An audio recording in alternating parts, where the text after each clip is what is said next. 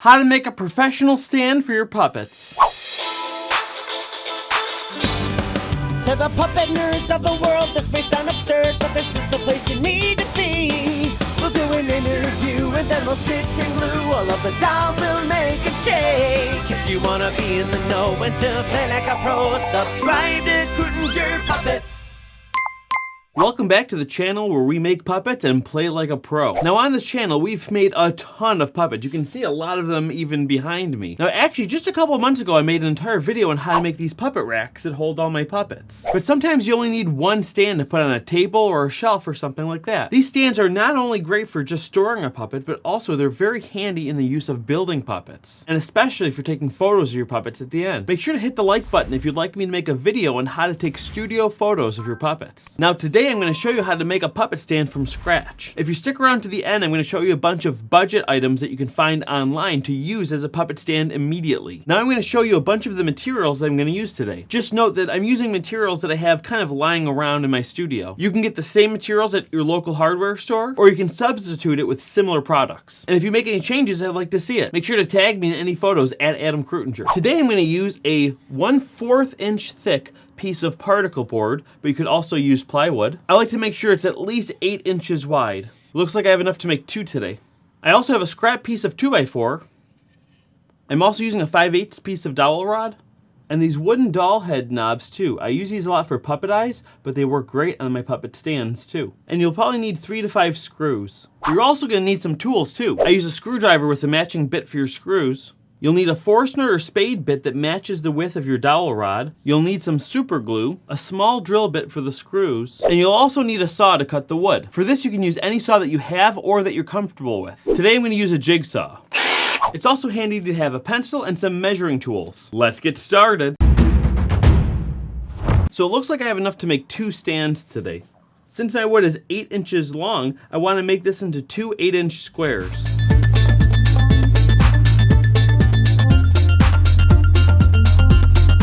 Square it off with a square. Let me use a Sharpie so you all can see better. That looks good. Now I'm going to cut on these lines. That looks good. Now we want to do the same thing with our 2x4. Make sure to measure this too, because an actual 2x4 isn't actually 2x4 inches.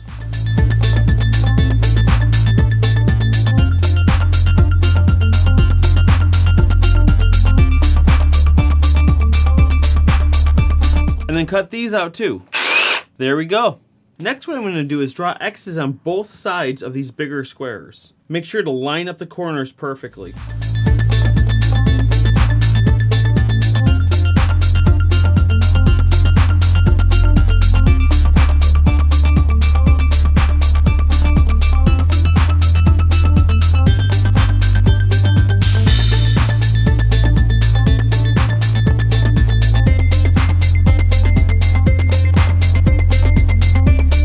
Do the same on the 2x4s, but you only have to do one side.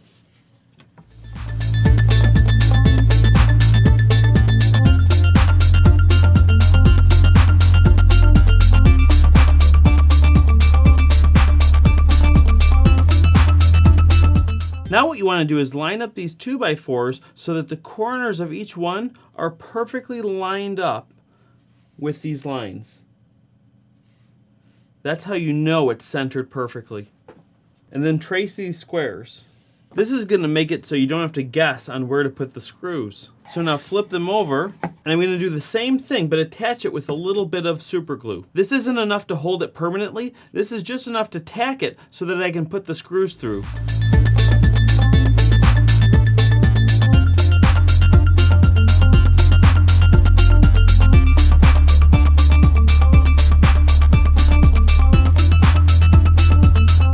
Let that sit for a moment. Alright, those are holding good enough for now. Now let's put the screws into the back. Make sure the screws you have are short enough that they won't stick out of the top of the 2x4.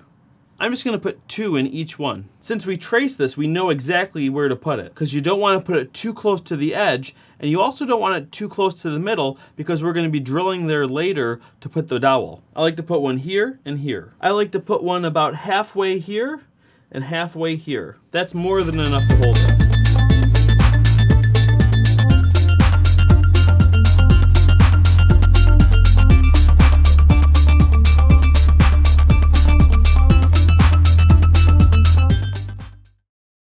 we go. Now that's really strong. Next, we want to use the Forstner bit to drill into the center of these 2x4s. And luckily, since we made these X's, we know exactly where the centers are. But you don't want to accidentally drill too far down. So I know where to stop. I'm going to mark off the depth with some tape. So we want it to go about that far down. So I'm going to stop it right about there. Now let's drill it out.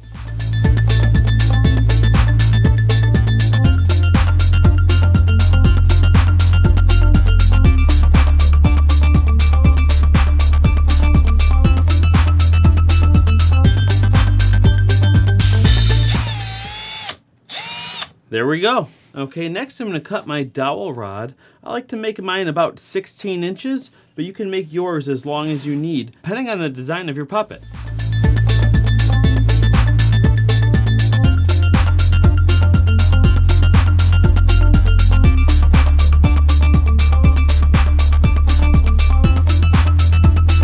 These will do well. Now next I want to drill bigger holes into the bottom of these doll heads. There's a couple ways to do this. To help hold it still, you could actually use this piece and let the middle of this rest just like that, and then just drill down about halfway. But if you want to take a little extra safety precaution, you can use a small vise like this. This is what I'm going to use today.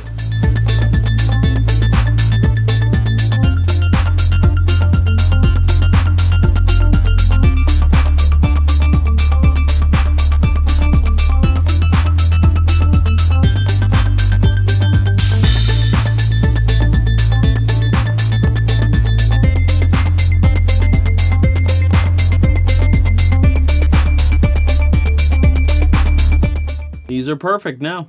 Now we have all three of the pieces and we just have to put them together. First thing I'm going to do is glue the knob onto the top of this rod. For that I'm going to use the super glue again.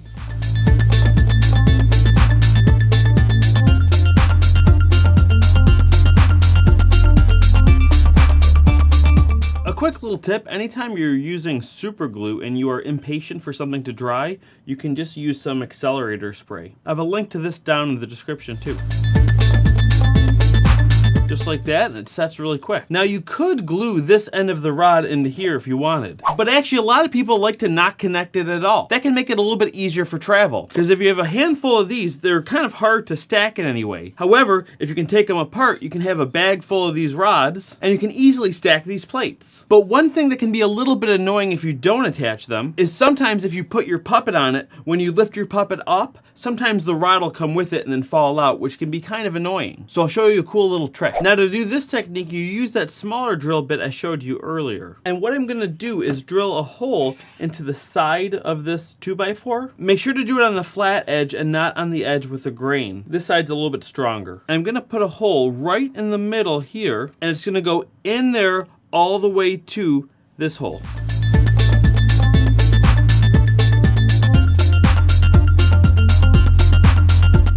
Now what I'm going to do is put the dowel in there and just put a screw there.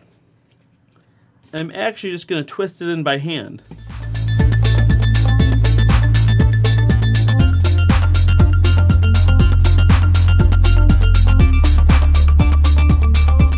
Now what's nice about this is it's really stuck on there good, but I can also take it out really easily just by taking a few turns on the screwdriver here. I don't even have to take the screw all the way out, which is really handy. You just have to twist it until it unpinches this piece of wood. And you can leave them just like this, raw wood, but what I like to do is actually spray paint them black. I think it gives them a nice clean look, and it just looks pretty slick. And like I was saying earlier, these are not only good for just displaying your puppets, but it also makes them really great for working on them too.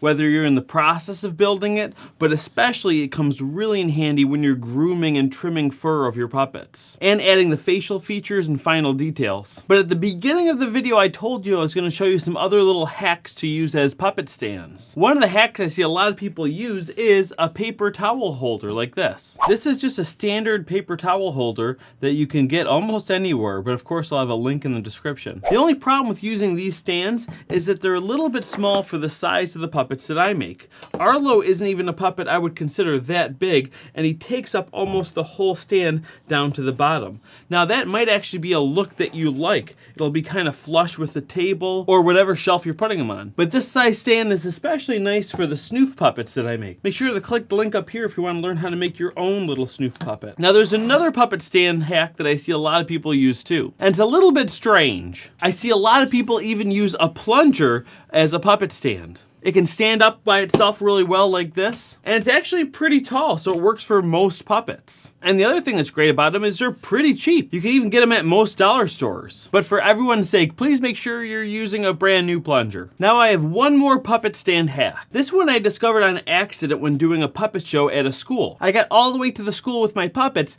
but I realized I left all my stands at home. But luckily, since the show was in the cafeteria, I came up with this quick little hack. All I did is I took some of the school chairs and flipped them upside down like this on the table. By using the chairs like this, just using one chair turned into 4 stands. I could put the puppets on the legs of the chairs just like this. Of course, if you do this, you're going to want to wipe down the legs of the chairs first. If you want to see some more puppet building hacks, and if you want some puppetry news, make sure to check out puppetnerd.com. Don't forget to check out the merch store too, so you can get some of your own puppet related shirts. And if you want to learn how to make puppets, I have hundreds of videos on how to make puppets right here on this YouTube channel. So if you have a couple minutes, make sure to skim through the channel and find some things that you might like. And while you're building a puppet, what better to do than to listen to the Puppeteers podcast? That's where we interview some of the world's most passionate puppeteers. And you learn so much about the business side and performing side of puppetry too. Well, that's it for now. I'll see you next time.